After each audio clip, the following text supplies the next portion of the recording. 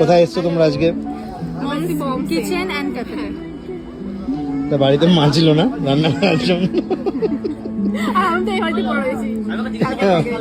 হ্যাঁ, সোনুকে এরকম লাগছে কেন? মুখ মরা মন মরা মনে হাসছে। মন খারাপ।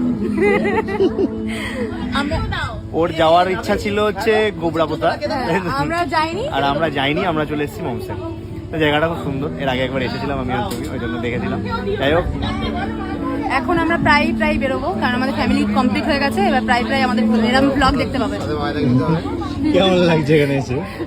ফ্যামিলির মধ্যে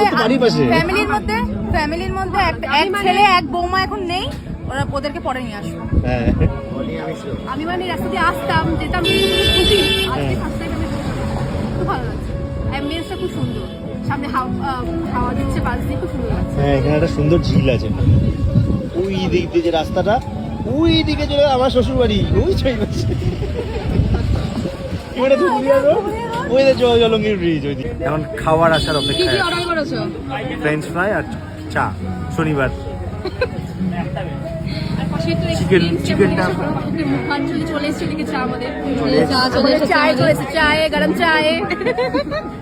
কথা হয়েছে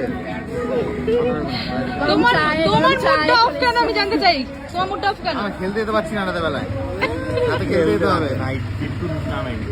আলু ভাজাটা দিই শনিবারের। কি দেবে? কি আলু ভাজা আলু ভাজাই ওটা, আবার কি ফ্রেঞ্চ ফ্রাই, আলু ভাজাই ওটা ফ্রেঞ্চ ফ্রাই। ও তো আলু ভাজাই, বাঙালি আলু ভাজা। আমাদের বাঙালির আলু ভাজা একটু লম্বা করে, একটুখানি মচমচে করে ভাজলে ফ্রেঞ্চ ফ্রাই। এই যে চলে এসেছে আমাদের আলু ভাজা। প্রচুর আলু ভাজা দিয়েছে, ভাত খাওয়া যেত 4 জনের, 4 জনের ভাত খাওয়া যেত। আমটা ভাত গরম, এই 4 জনের ভাত খাওয়া যেত, আলু ভাজা দিয়েছে। হেভি হাওয়া দিচ্ছে, এরকম মজা। এক্সকিউজ মি দাদা, ঠিক আছে।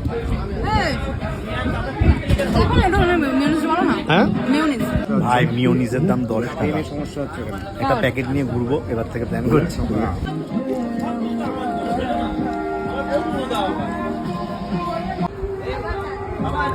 আমরা জাস্ট ধুলো উড়িয়ে দিলাম খাবারটা, জাস্ট ধুলো উড়িয়ে দিয়েছি। টেস্ট ভালো লাগলো। আজকে দিনটা খুব সুন্দর কাটলো।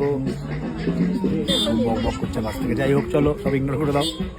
তবে আজকের ব্লগটা এই পর্যন্ত। এখন এখান থেকে বেরোবো, তারপর বাড়ি যাবো। যদি কিছু দেখাই তো দেখিয়ে দেবো ভিডিওর মধ্যে। চলো আমি নিজে এন্ড করে দিলাম। এরপর যদি কিছু ঢোকাই তাহলে সেটা দিয়ে তোমরা দেখতে থাকো। চলো টাটা।